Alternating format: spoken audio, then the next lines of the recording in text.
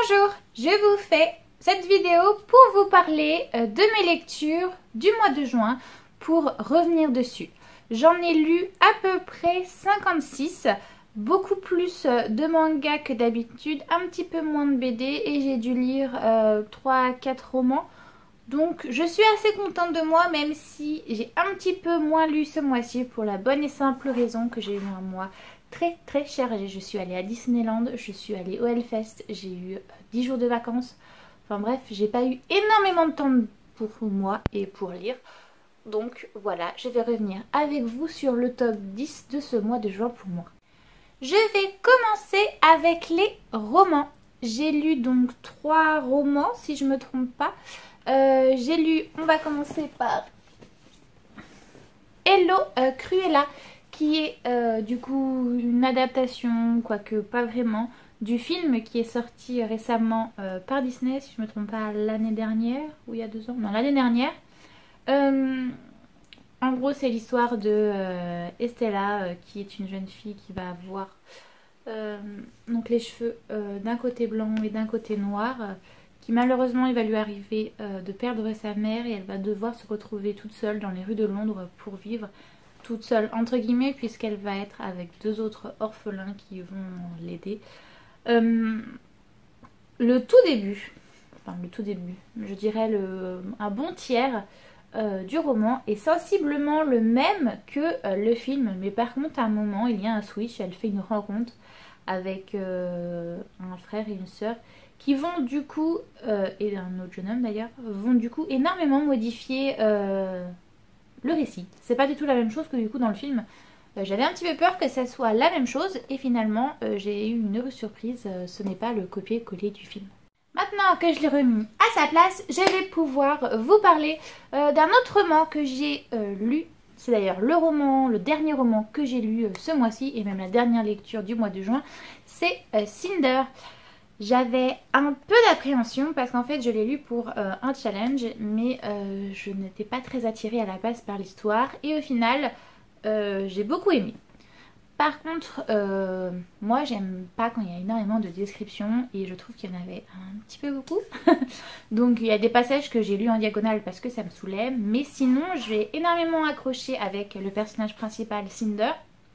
Pour ceux qui connaissent pas, en gros Cinder c'est une adaptation du conte de Cendrillon dans un monde plutôt futuriste et Cendrillon du coup est une cyborg, c'est Cinder. Elle a une méchante belle-mère, elle a 2 sœurs qui sont pas si méchantes que ça, une si mais l'autre non. Enfin bref, il y a beaucoup de parallèles avec Cendrillon puisque c'est une réadaptation de conte. Par contre il y a des choses, il y a des pierres de touche que j'avais vu venir à des kilomètres. Mais sinon j'ai passé un bon moment et j'aimerais bien d'ailleurs découvrir la suite, voir vers où ça va nous où l'histoire va cheminer quoi. 3e roman de ce mois-ci, celui-ci je ne l'ai pas lu, je l'ai écouté. C'est Le Prince brisé de la série Les Héritiers je crois, c'est le tome 2. Le tome 1 c'est La princesse en papier. Ma meilleure amie m'avait acheté le tome 3. Le tome 1, 3, 4. Du coup, j'étais en mode, ouais, mais si je veux lire le 3, comment je fais? Du coup, j'ai écouté sur Audible le tome 2 pour pouvoir lire le tome 3.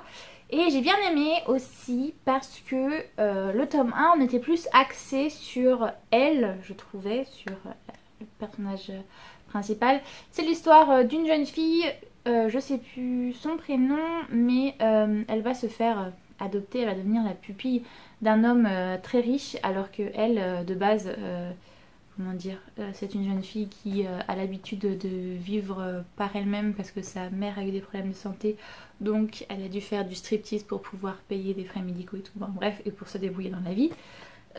Du coup elle va se faire adopter après la mort de sa mère par un homme assez riche et du coup elle a du mal dans ce monde de paraître, de richesse et tout. Cet homme a une tripotée de fils, tous aussi beaux gosses les uns que les autres. En plus, ils sont riches, ils sont dans une école privée, elle va se faire harceler, enfin bref. Mais il y a un des fils avec qui ça va faire enemy lover. Donc voilà, le premier tome c'est plus sur elle, majoritairement. Et le 2e tome, on a un peu plus sa vision des choses à lui. Et du coup, je trouve ça pas mal du tout. Même si c'est du coup la suite, on a aussi du coup sa vision à elle. Et j'ai bien aimé et j'ai hâte de pouvoir lire la suite pour découvrir ce qui leur arrive à tous les deux, même si on sait très bien que ça finira bien puisque c'est de la new romance, ça ne peut pas finir mal. J'ai lu de la BD ce mois-ci, évidemment. J'ai commencé avec Snapdragon. C'est l'histoire d'une jeune fille qui a des attitudes un petit peu bizarres et qui va se rendre compte que dans son village il existe soi-disant une sorcière, mais son chien a disparu et il paraît que cette sorcière mange les animaux en l'occurrence. Donc elle va partir à la recherche de son chien et elle va découvrir pas mal de choses assez surprenantes, aussi bien sur elle que sur sa famille et sur justement tous les archétypes sociétaux tels que la sorcière, la femme seule, célibataire et tout, la mort, la magie et tout. Et du coup, j'ai énormément apprécié cette lecture parce que justement, avec cette histoire qui a des penchants un petit peu glauques, on pourrait dire ça comme ça, en fait, pas du tout. C'est une histoire qui est très belle, qui a beaucoup de bons sentiments, un bon message à faire passer, que ce soit au niveau justement de la sororité, de la transmission entre générations. Enfin, j'ai vraiment beaucoup aimé. Donc je le conseille vivement. Je crois que ma collègue l'a mis en jeunesse et je comprends tout à fait parce que ça peut faire passer pas mal de messages très positifs. Quitte à être dans le sombre, j'ai lu Le Grand Silence. Alors, comment on peut dire que ma collègue me l'a bien vendu, mais j'y suis allée un petit peu à reculons en connaissant le sujet. La seule chose que je peux vous dire, c'est que ça parle d'inceste. Et évidemment, c'est pas un sujet qui est très jouesque, qui est très sensible, mais les illustrations de cette bande dessinée sont faites avec un style un petit peu, vous le verrez sûrement quand je vais vous mettre la couverture, on dirait une illustration un peu d'album jeunesse, d'album pour enfants. Ça adoucit un petit peu l'histoire et c'est surtout... En fait, je trouve que la manière dont ça a été scénarisé et dessiné est très bien fait. Il n'y a pas besoin de montrer des fois les choses choquantes, il n'y a pas besoin de dire les choses choquantes. Il s'est mis d'une manière où tu comprends qu'il y a un événement qui est choquant, mais sans te heurter en fait. C'est fait tout en son subtilité, voilà, je cherchais le mot, et c'est du coup très bien fait. Et je trouvais aussi que c'est un livre qui devrait être mis entre de nombreuses mains parce que il parle justement de tabous, des choses cachées, des secrets et qui doivent sortir et qui, quand ils sortent, des fois un peu comme le mouvement MeToo, peut faire énormément de mal, mais sont nécessaires et sont vitaux pour le bien-être de beaucoup de personnes et pour la justice tout simplement. Donc c'est une petite perle que je conseille vivement. Dans les nouveautés à la médiathèque, on a Beast Boy Love Raven. Donc forcément, quand je l'ai vu arriver dans le carton de nouveautés, je me suis jetée dessus et je l'ai lu assez rapidement. J'adore Raven, j'adore Beast Boy, j'adore cette nouvelle collection qu'a sorti Urban Link, non, Urban Comics. Et que dire que... donc si vous connaissez un petit peu l'univers d'ici, c'est l'histoire de Raven, une jeune fille qui a des pouvoirs magiques, en l'occurrence c'est la fille du roi des démons, et de Beast Boy, c'est un jeune garçon. Ses parents lui ont véhiculé un virus contre une de ses maladies qui fait que du coup il a une transmutation. En gros, il peut se transformer en animal, mais en animal tout vert. Donc c'est pour ça qu'il s'appelle Beast Boy.